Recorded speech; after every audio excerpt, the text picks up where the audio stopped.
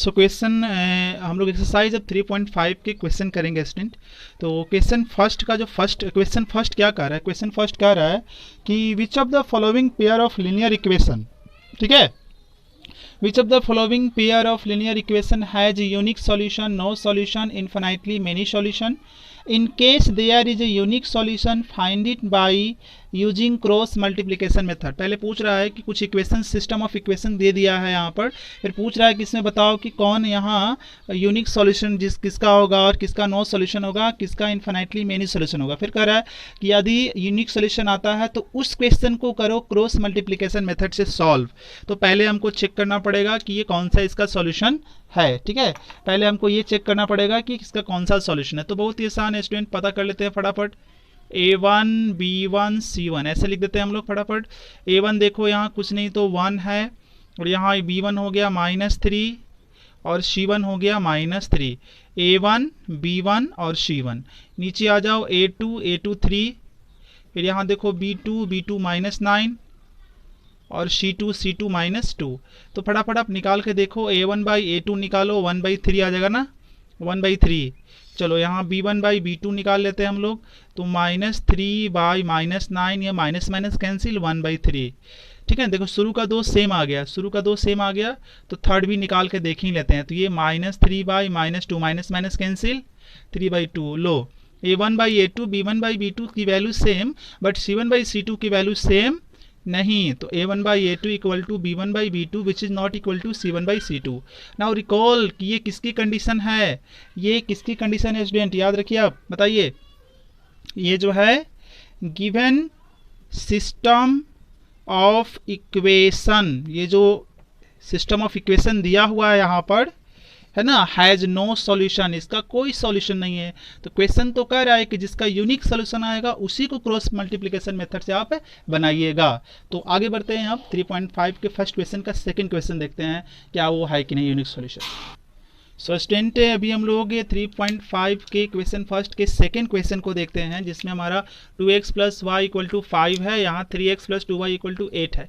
तो पहले तो आप इसको थोड़ा सा अरेंज कर लो, 2x + y, 5 को लेफ्ट हैंड साइड में लेकर आ जाओ तो -5 = 0 होगा। इसको भी इधर लेकर आ जाओ तो आपका हो जाएगा 3x + 2y = -8 = 0। Equation 1 equation 2।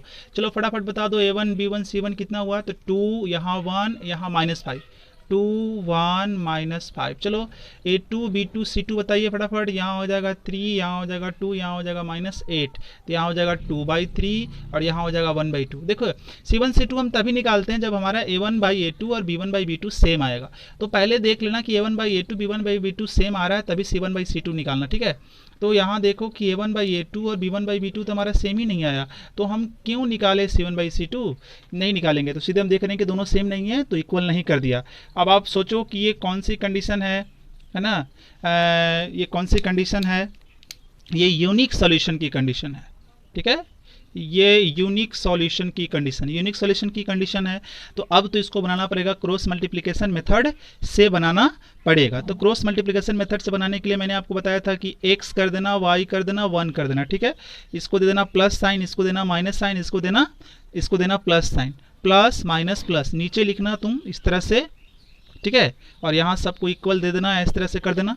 और फॉर्मूला याद रखो, यहाँ पर मैंने बताया था AB, ट्रिक मैंने बताया था कि सॉरी यहाँ क्या था ट्रिक में, याद कीजिए, ट्रिक में था BC AC AB। तो पहले हम क्या करेंगे, BC लिखेंगे। BC में क्या है, B है, B मतलब B1 B2। देखो B1 B2 क्या है, 1 और 2 ऐसे लिख देना, नीचे 1 और 2 कर देना। फिर है C, तो C1 C2, तो यहाँ आ जाएगा -5, यहाँ आएगा -8। फिर है तुम्हारा A, अब A है तो A लिखो, A1 A2, तो ये 2 ये 3, फिर C है तो C लिख दो, -5 -8। अब फिर तुमको चाहिए A, तो A यहाँ लिखो 2 और 3, फिर B, तो B 1 और 2, ठीक है। इतना तक तो समझ में आ गया, इतना समझ में आ गया। तो इसके बाद हम लोग क्या करते थे कि इसको मल्टीप्लाई करते थे और फिर इसको मल्टीप्लाई करते थे। तो x बाई में 1 × -8 ये हो जाएगा -8, और 2 × -5 ये हो जाएगा -10, ठीक है। ये दोनों को मल्टीप्लाई कर दिया, ठीक है। पहले इसको मल्टीप्लाई करना है और आगे लिखना है, उसके बाद मैं डबल राइट कर रहा हूँ, उसको पीछे लिखना है। और दोनों के बीच में फार्मूला का माइनस कर देना है। ये तो क्वेश्चन में पहले से माइनस है आपका, पहले ये मल्टीप्लाई होगा ये वाला पहले, तो 2 गुने -8 -16, ठीक है। उसके बाद ये मल्टीप्लाई होगा डबल राइट जो किया हुआ है, 3 गुने -5 -15 और फार्मूला का माइनस, ठीक है। अब ये ऊपर +1 है तो प्लस हम बार बार ढो के नहीं चलेंगे, पहले ये करेंगे तो 4, ठीक है, फिर ये करेंगे तो ये 3 और यहाँ लगा देंगे माइनस। अब आप इसको सिंप्लीफाई कीजिए, x बाई -8, ये माइनस इंटू माइनस प्लस, तो -8 + 10, देखिए ऐसा आएगा। फिर माइनस इक्वल इक्वल -y -16, ये माइनस माइनस प्लस, तो +15, ये 1 और 4 -3 1। अब ये x बाई ये कितना हो जाएगा 2, और ये -y है और ये हो जाएगा आपका -1, ये तो सेम रह जाएगा। अब यहाँ इन दोनों जगह का माइनस आप कैंसिल कर सकते हैं, तो x/2 y/1 और 1/1 होगा, ठीक है। इतना कर लिया। अब इसके बाद क्या होगा, इसके बाद फर्स्ट और लास्ट वाले को हम लोग सॉल्व करेंगे। फर्स्ट और लास्ट वाले को x/2 के साथ हम 1/1 लेकर चलेंगे, तो क्रॉस मल्टीप्लिकेशन प्रॉपर्टी यूज कर दीजिए। क्या आएगा 1 × x और 2 1 जा 2, x की वैल्यू कितनी आ गई, इतनी आ गई। उसी तरह से सेकेंड और लास्ट वाला को हम लेकर सॉल्व करेंगे टर्म को, तो y/1 1/1 क्रॉस मल्टीप्लाई यहाँ भी कर दीजिए, y × 1 y 1 × 1 1। तो इस तरह से x और y की वैल्यू यहाँ पर निकल गया स्टूडेंट। क्वेश्चन नंबर 3 देखते हैं 1 का 3 कि 3x - 5y = 20 और 6x - 10y = 40। तो सबसे पहले हम इसको इधर लेफ्ट हैंड साइड में लेकर आएंगे, लाने के बाद a1 b1 c1 a2 b2 c2 निकाल लेंगे, फिर a1/a2 b1/b2 ये सब पता आपको कर लेंगे। तो करने के बाद क्या देखते हैं कि भाई a1/a2 b1/b2 c1/c2 सबका रेशियो 1/2 1/2 1/2 आ गया। इसका मतलब कि a1/a2 = b1/b2 = c1/c2 तीनों बराबर हो गया।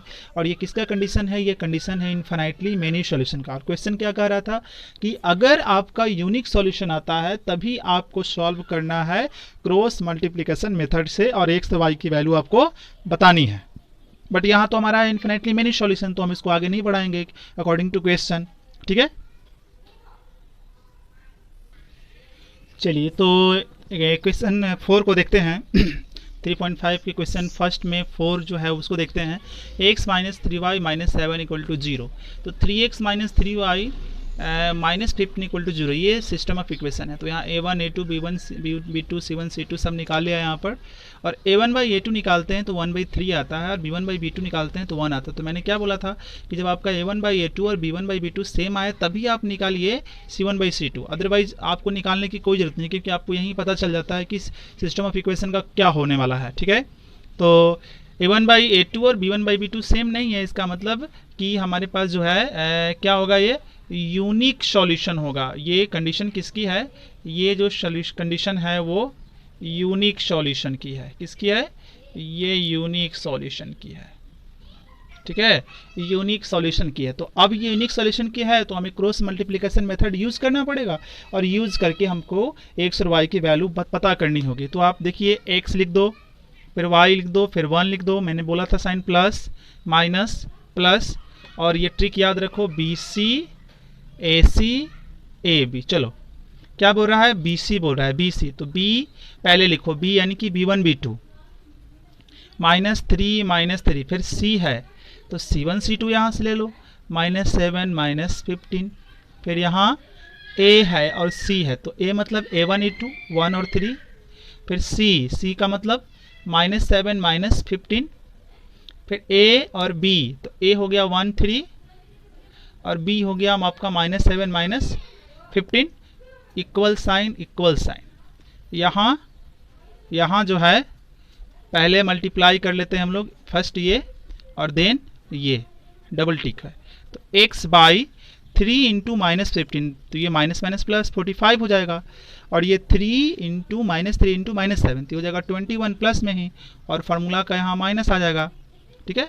ये आपका हो जाएगा -15, ये -15, ये -21, और फार्मूला का माइनस, ये आपका पहले से नेगेटिव हो गया -15, और ये कितना हो गया आपका एक मिनट, यहाँ लगता है कि मैंने वैल्यू गलत कर दिया है।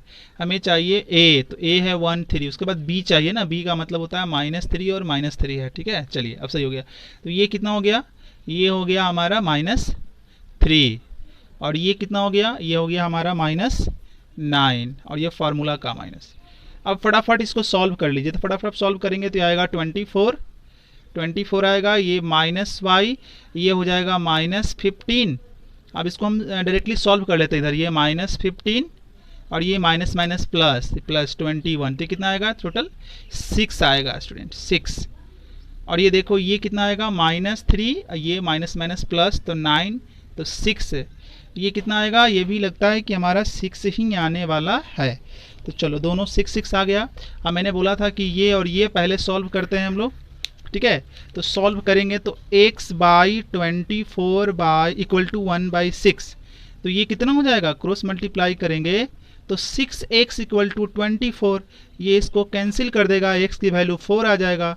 उसी तरह से इसको और इसको फिर सॉल्व करना है, -y/6 = 1/6, तो यहाँ से क्रॉस मल्टीप्लाई करेंगे तो ये -6y और ये 6, तो यहाँ आ जाएगा आपका y का वैल्यू -1। हेंस इस तरह से x की वैल्यू हमको 4 मिलती है, y की वैल्यू -1 मिलती है। सो स्टूडेंट, इस वीडियो में इतना ही, अगले वीडियो में इससे आगे सीखेंगे। Thank you for watching.